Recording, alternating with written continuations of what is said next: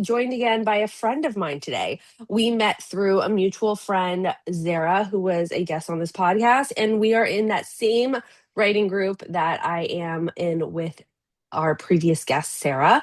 So please welcome, without further ado, my friend Amelia Beckerman. Amelia, thank you for being here. Yeah, of course. Thank you for having me. It's kind of a boring story in that I chose, like in high school, I decided I wanted to work in publishing, and then I Mm, went to college for publishing, and then got a job in publishing. So kind of a direct line, mm, um, in a way that makes, I think, a really boring story. But my mom was a librarian, and then my mm. grandfather was also a librarian. Um, actually, not, my grandma was honestly also a librarian. So I come from a big book family. Yeah. Um, and I always knew I wanted to work with books, but I knew I Mm, didn't want to be a librarian. I didn't want to follow the family destiny. Because librarians, I think people sometimes don't realize librarians are more like social workers sometimes than they are people who love and read books. Like they're community workers. And I think that's actually a much more valuable job than what I do. mm. But like I saw how hard parts of it were for my mom, and I was like, oh, that's a lot. And Yeah. also, it's like publishing kind of had a glam and a sheen, and I really felt like that was for Yeah. me. And so I went to school and got a degree that was English, but with a concentration in publishing. Um, and then I did like a ton of internships in college. I was like really kind of determined. And then I, the day I graduated, I moved to New York and applied to 50 million jobs.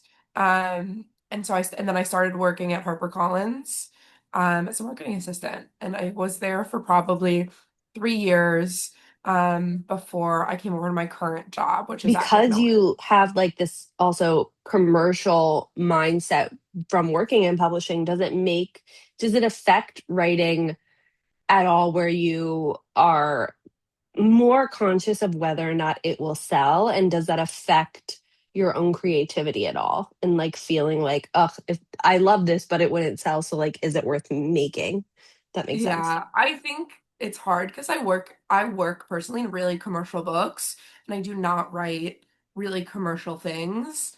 And sometimes I feel my brain being like, what if you just wrote something that would sell and make money? Like, wouldn't that be cool? And it's not that that would be like easier. Like, Mm-hmm. know, there are books where I'm like, that's not at all what I would write. It has so much merit, and like it's so exciting that people are doing that. There are obviously other books where I'm like, I think I could do that. Like I think I sometimes say I think I have a romance in me, though I don't know if that's Mm. true. Um, but yeah, it definitely is like an inner voice. The last book that I wrote had was an adult novel with a child protagonist in most of it. Um, and I knew already going in that that was kind of a tough sell to people. And then I Mm. heard a lot that that was like a tough sell. A lot of people don't like it. A lot of people don't want to deal with it. Like agents didn't want to deal with it.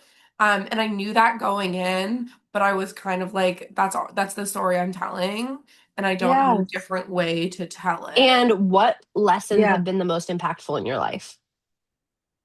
God, I've never learned a lesson. Write that down. I have never, I've never once learned a lesson, taken it to heart, and changed. Um, I think like, what is that? The hardest lesson I've ever learned. I think like letting other people be themselves is Mm.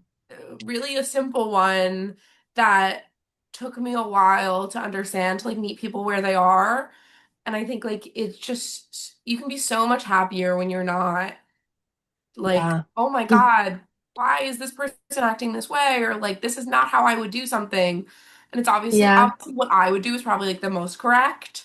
But I do like, I Mhm. think I have friends who perceive the world so differently than me, and like interact with the world so differently than me.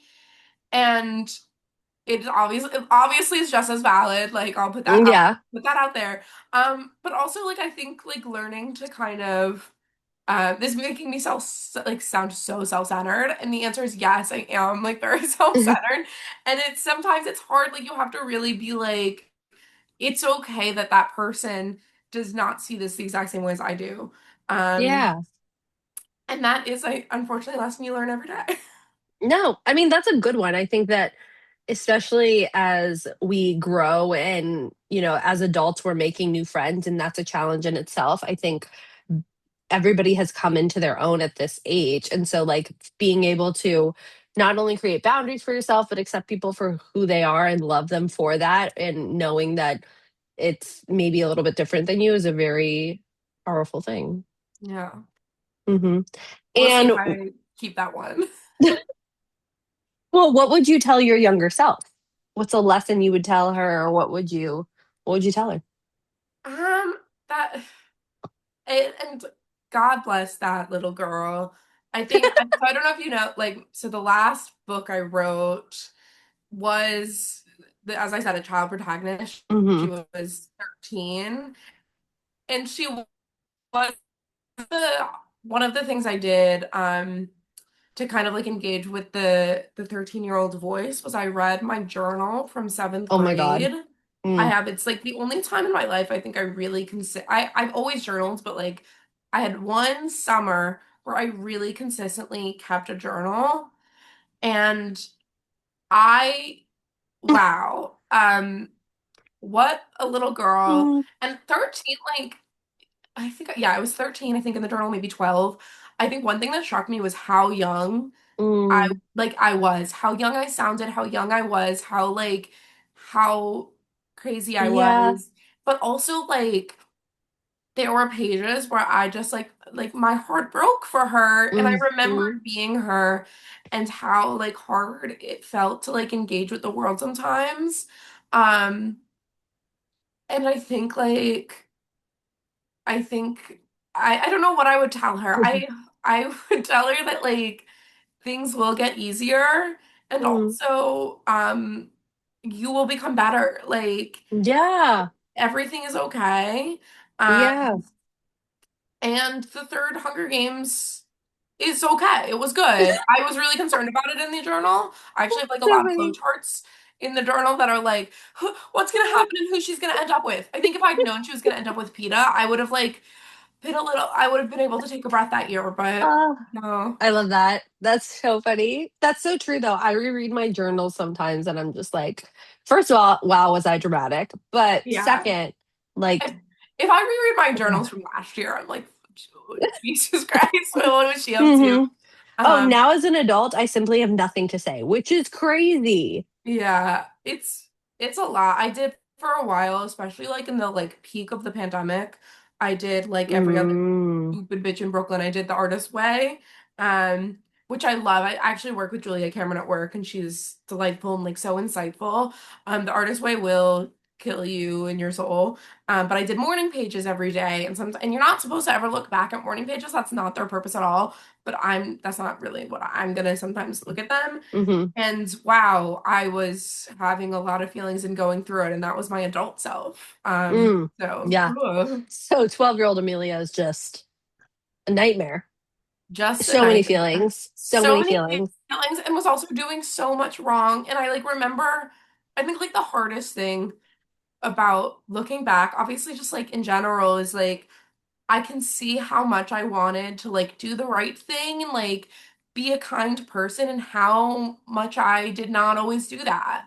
Um, Yeah. And that's like, it breaks my heart because I'm like, I'm watching myself through the eyes of my 12-year-old self, um, over and over again fail. And to that also Yes. other people, like, it's so sad. Yeah. So many pages where it's like one page will be like a description of like written at night, and it'll be like so mad at this person, and then the next page I'm like I shouldn't have said that to that. Like it's Mm, so hard to like watch yourself grapple with being a person. yeah. So, Yeah. and So unfortunately, true. some of that never goes away. So, So true, though. So, what are you still hoping to accomplish or pursuing in this chapter of your life? yeah, I think obviously I'm writing. I've always been pursuing, I'd say with different degrees of seriousness. but Mhm. I've I'm really hoping to finish the novel I'm working on right now. Um, that really I feel is like the biggest thing. Mhm. I feel like that's the I can only do so much. And actually, Yeah. I as a person can do very little often. But Mhm. I think like really like putting myself, into it, Mhm. is a huge priority for